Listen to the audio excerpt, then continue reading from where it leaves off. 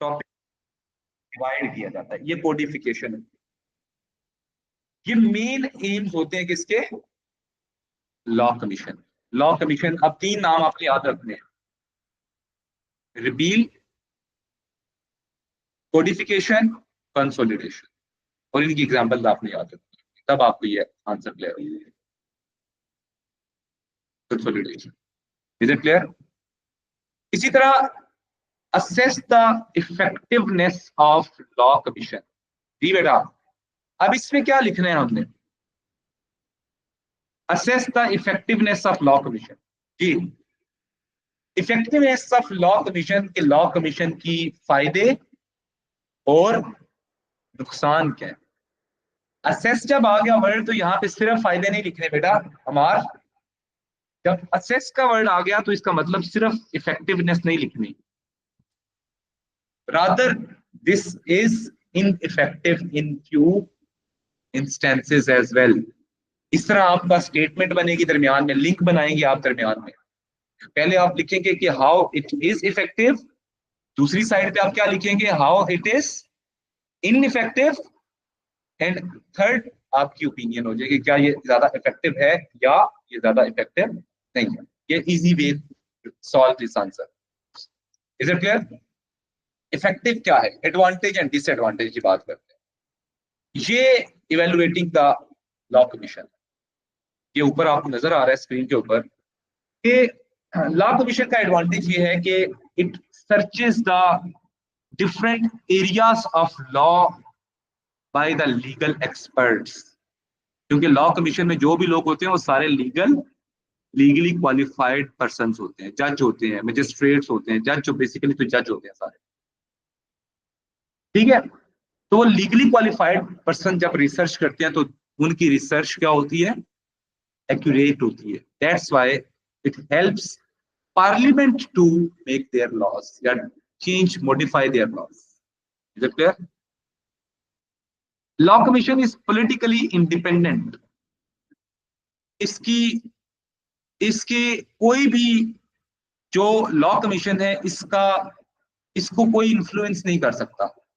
ये एक इंडिपेंडेंट इदारा है, इसका काम सिर्फ ये है कि पार्लियामेंट को गाइड करना, बस। इसलिए जो भी इसकी रिकमेंडेशंस होंगी वो क्या होंगी? फेयर होंगी, on the basis of realities होंगी, रियलिस्टिक अप्रोच को यूज करेंगे ये। Is it clear? Then it recommends, recommendations are based on thorough research because the legal experts are part of this law commission।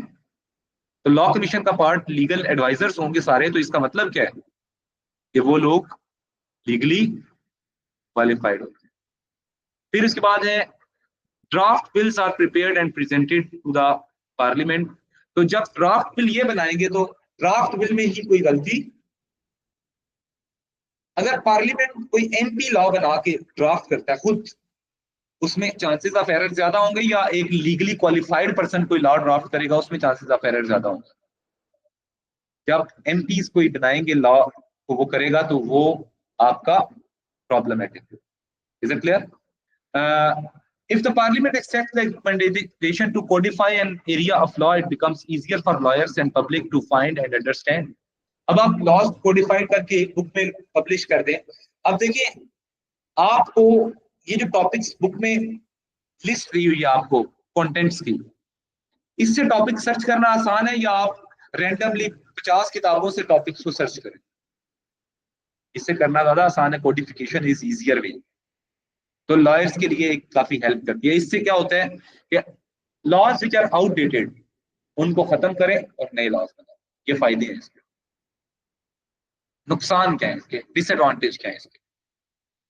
कि there has been a failure of parliament to implement its reforms.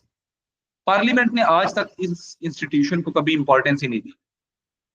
UK की parliament has to wait for the government to accept a report and act on it.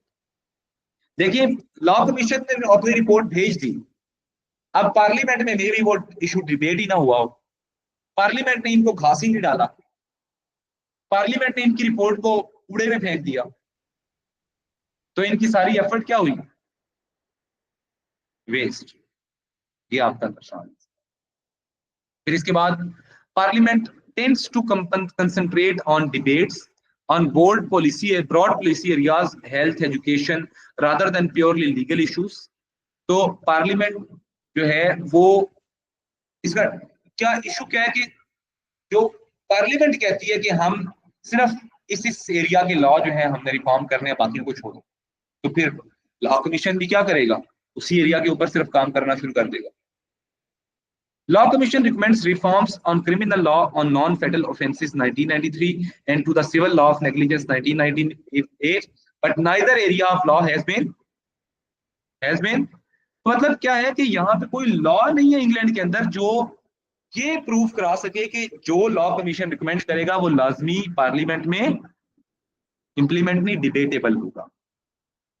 Is it clear जी? हमार दुआ बेटा clear? Here, government is not bound to consult the law commission before bringing any changes in the law.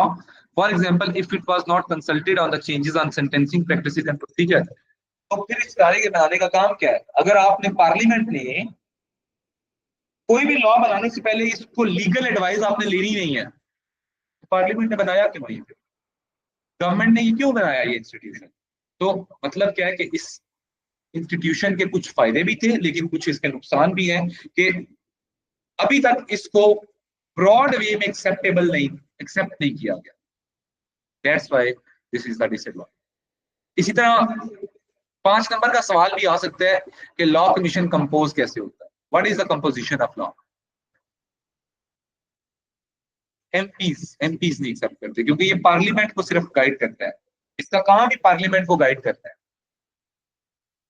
Composition mean के ये इसमें होता कौन कौन है? लॉ कमीशन में वाह जी वाह, अच्छा ये लिखा हुआ है सारा। नंबर 1 पे चेयरमैन, ए हाई कोर्ट जज, 4 लॉ कमिश्नर्स और ड्राफ्ट्समैन एंड रिसर्चर्स, ये अलग हो। ठीक है, ये आपके ये पेपर में सवाल आ सकता है बेटा 2 नंबर का कि आपकी कंपोजिशन क्या होती है लॉ कमीशन। 2 नंबर का भी आ सकता है, 4 5 का आ सकता है।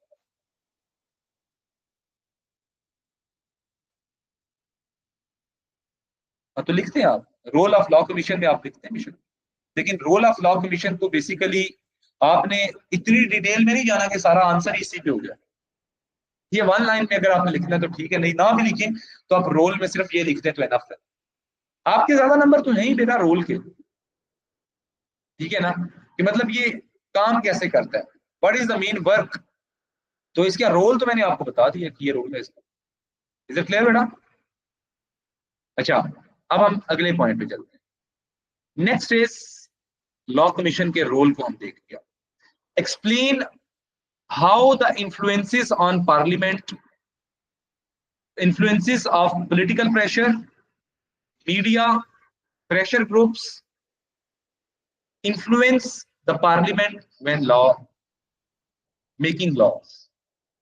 अब आपने क्या ये पढ़े हैं सारे प्रेशर्स? Explain how. अब सवाल देखिए क्या है कि पॉलिटिकल प्रेशर कैसे क्रिएट होता है। पॉलिटिकल प्रेशर कैसे क्रिएट होता है? जब गवर्नमेंट इलेक्शंस कैंपेन करती है।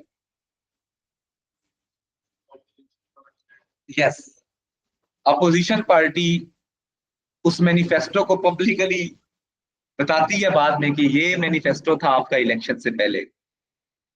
वो एक प्रेशर क्रिएट होता है, पार्लियामेंट फिर वो जो मैनिफेस्टो की बातें होती हैं उनको एक्सेप्ट करने की कोशिश करती है।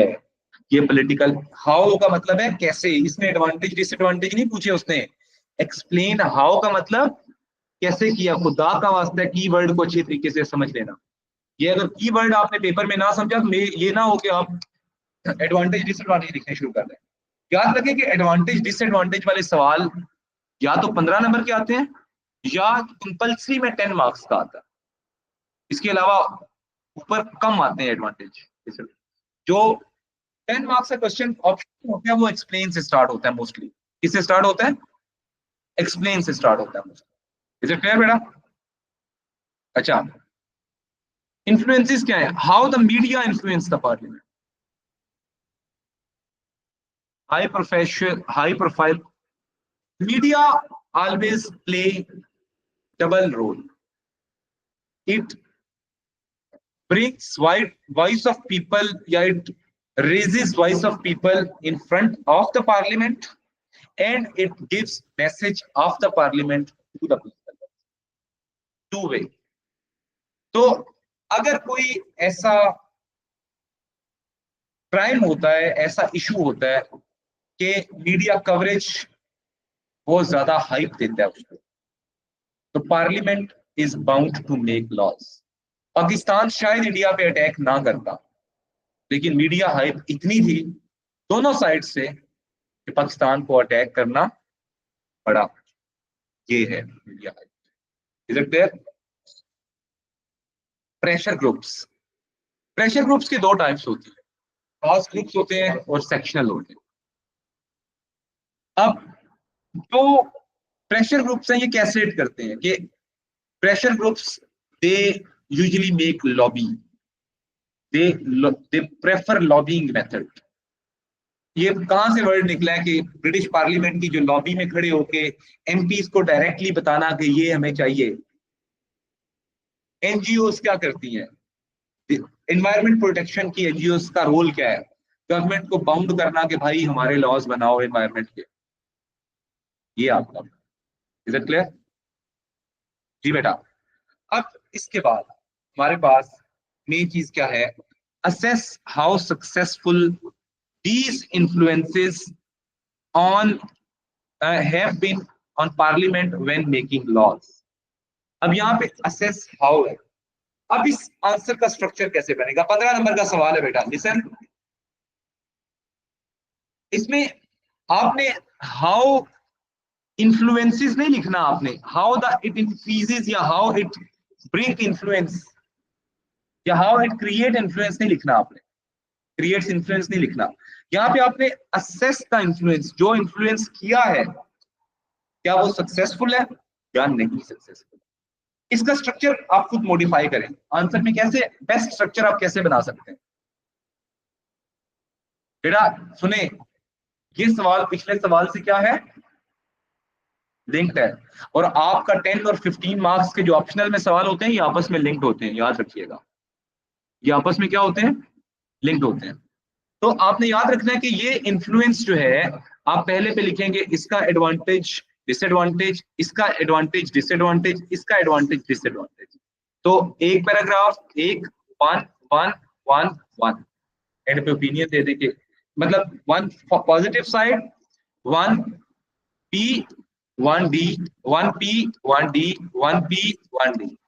इस तरह से स्ट्रक्चर खुद बनाने हैं आपने आंसर।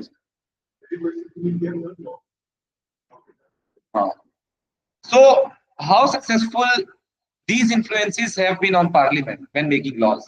अब मीडिया, अब पॉलिटिकल प्रेशर का एडवांटेज बताएं क्या होगा? It bounds government to make laws which they have promised in the manifesto.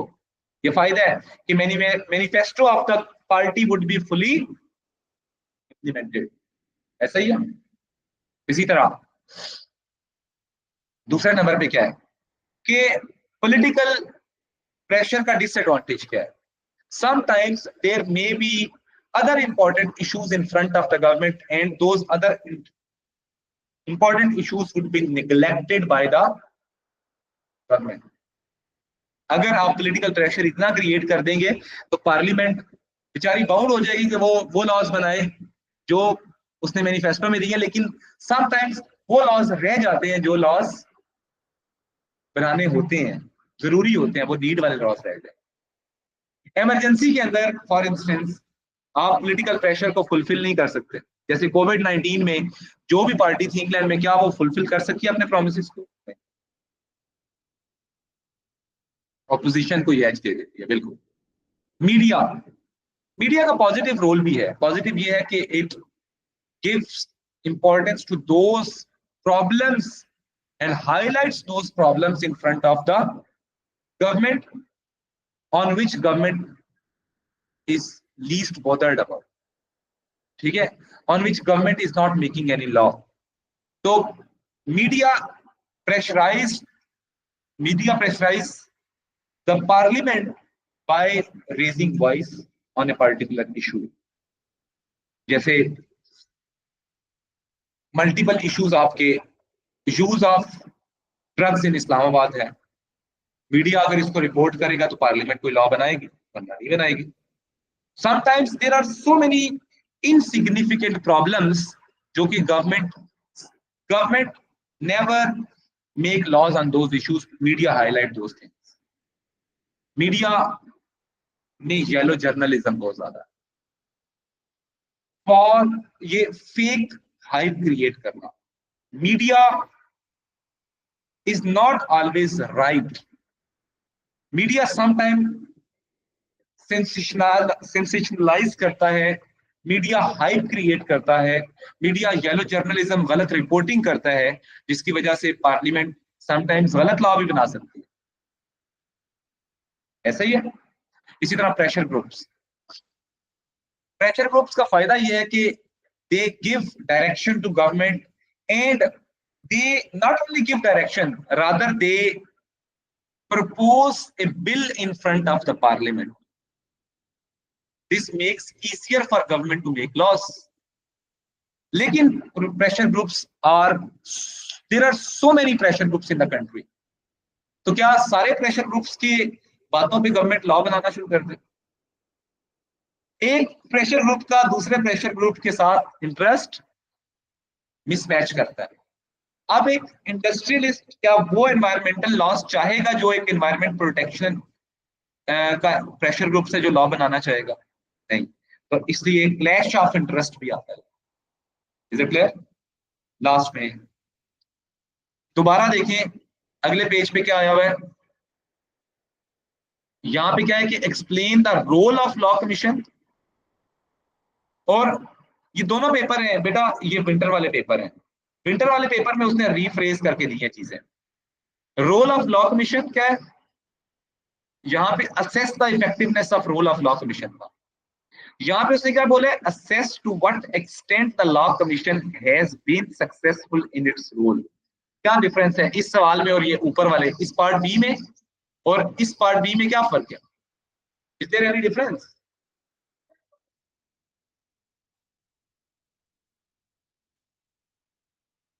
No, यहाँ पे भी असेस शुरू में दिया है, यहाँ पे भी एडवांटेज के साथ डिसएडवांटेज आएंगे आपके। यहाँ पे थोड़ा सा स्ट्रक्चरल चेंज कर सकते हैं आप, कि जहां पे आप एडवांटेज लिख रहे हैं उसी एडवांटेज का नेगेटिव साइड भी बनाएं। मतलब आपने एक साइड पे एडवांटेज लिखा था इसका, आपने ये एडवांटेज लिखा है लॉ कमीशन का, इसी की नेगेटिव साइड के well researched by the legal experts, however parliament is not bound to implement these reforms। however का वर्ड दरमियान में डाला। बेटा सुन ले, आपने पहले लिखा कि areas of law are researched by the as the law commissioners and the judge and the draftsmen are very rich in their experience, and they make, yeah, they recommend the government about those laws which are well researched by them, however parliament is not bound to follow it। ये उसी की negative side आ गई है।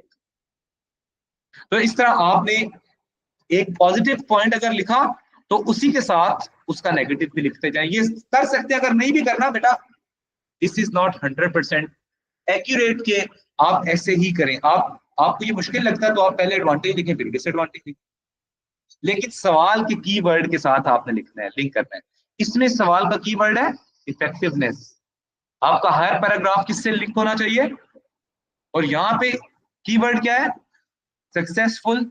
यहाँ पे आपका हर paragraph successful से link है। Is it clear? हाँ, लिंक एंड पे होता है, नहीं लास्ट में आ जाएंगे। Explain the stages through which A bill passes in the house of Commons. सिर्फ कॉमन्स में, ये अभी हमने किया था। नंबर 1, फर्स्ट आपने स्टेजेस बतानी है, first reading, second reading, committee stage, report stage, third reading, and ये उसकी advantage and disadvantages of parliamentary law making, या लेजिस्लेटिव प्रोसेस के एडवांटेज डिसएडवांटेज है, उसने पार्लियामेंट्री लॉ मेकिंग एग्जैक्ट नहीं पूछा। लेजिस्लेटिव प्रोसेस के क्या फायदे और नुकसान है? एडवांटेज ये है एररलेस, या less chances of error, errorless तो नहीं हो सकता, लेस चांसेस ऑफ एरर। इसके अलावा एडवांटेज लेजिस्लेटिव प्रोसेस की है कि all the sitting MPs are elected by the people, so therefore these laws are made by the public। ये एडवांटेज है। डिसएडवांटेज हाउस ऑफ लॉर्ड्स में भी है, लेकिन इसका डिसएडवांटेज लेजिस्लेटिव प्रोसेस का ये है कि it is very lengthy process, therefore it takes lot of time, so less laws are made by the parliament.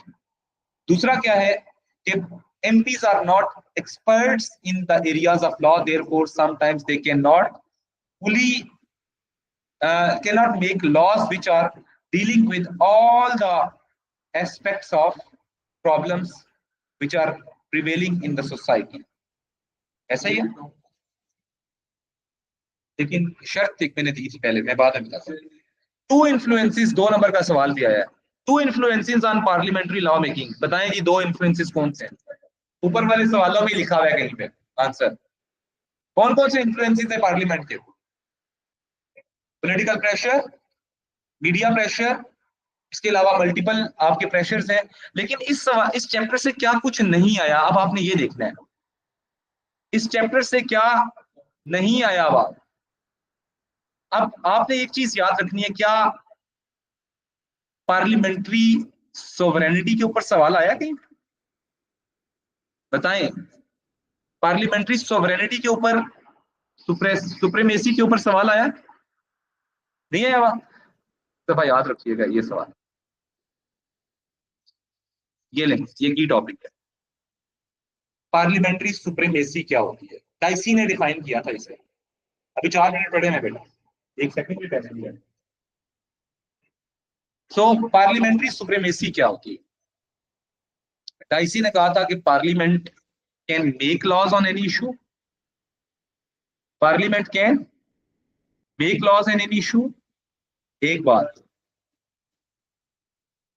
Well done. Parliament can legislate on any subject matter, well done. इसके अलावा parliament has the right to override its previous decisions. Parliament के अलावा उसके laws को कोई भी खत्म नहीं कर सकता। ये पार्लियामेंट्री सुप्रीमेसी है। डेफिनेशन है पार्लियामेंट्री सुप्रीमेसी की। तो पार्लियामेंट्री सुप्रीमेसी में यही पॉइंट्स हैं कि पार्लियामेंट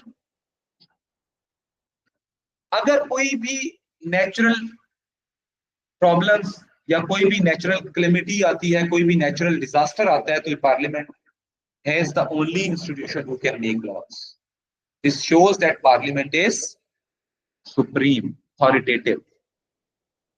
और पार्लियामेंट किसी भी सब्जेक्ट मैटर, अगर वो पॉलिटिकल प्रेशर के थ्रू आता है, मीडिया के थ्रू आता है, जब वो पार्लियामेंट के फ्लोर पे पहुंचेगा तो पार्लियामेंट कैन मेक लॉज।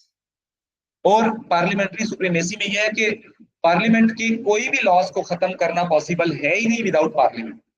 अगर पार्लियामेंट ने खुद भी कोई लॉ खत्म करना है तो पार्लियामेंट को पहले लॉ खत्म करने के लिए अमेंडमेंट प्रेजेंट करनी पड़ेगी, देन पार्लियामेंट कैन ओवरराइड।